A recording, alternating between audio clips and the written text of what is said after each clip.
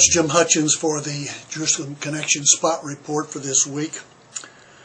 There are many promises. As a matter of fact, the Scriptures are filled with the promises of God, Holy Scriptures. And one of the most relevant for our day, I think, is one that Jesus gave concerning the Holy Spirit when He would come.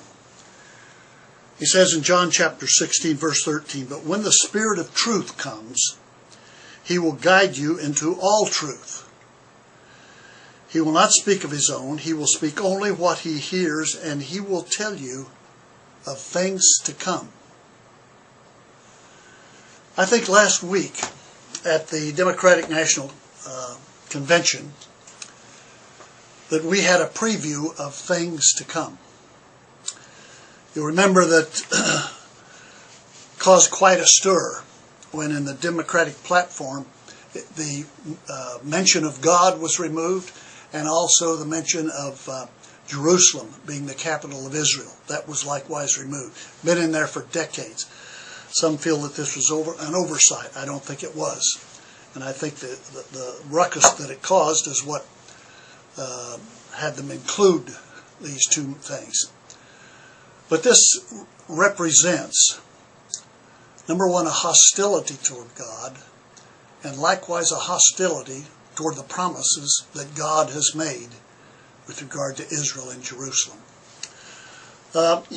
Abe Greenwald, writing in Commentary Magazine, said this: "America got an unvarnished look at the Democratic Party's internal conflict on Israel. Half of the party represents the pro-Israel consensus in America. The other half, not so much. For all the talk about the unrecognizably extreme new Republican Party, it's the Democrats whose fringe has quietly made deep inroads into the center, and especially when it concerns Israel and the fundamentally altered nature of the Democratic Party." The notion that there is a unity among Americans is a myth of delusional proportions. We are polarized, and I would submit to you we will become increasingly polarized, and at the heart of that polarization will be these two subjects: the God of the Scriptures and what He has said, and Israel and what God has said about Israel and Jerusalem. That will be the heart of this conflict now and for the foreseeable future. It's already pervasive in the secular campuses of this country. Anti-Israel, anti-Zionist, which is really a mask for anti-Semitism. In Europe, it's reaching World War II levels. And of course in the Muslim world it's prominent throughout.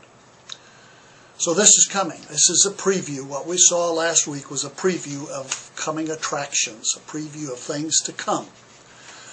Bonhoeffer said this. Dietrich Bonhoeffer was the godly pastor and theologian who was hung in a Nazi death camp just 3 weeks till the Allies took over.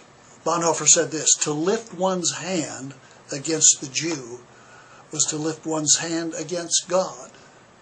To kill the Jews was an attempt to kill God, to wipe Him out."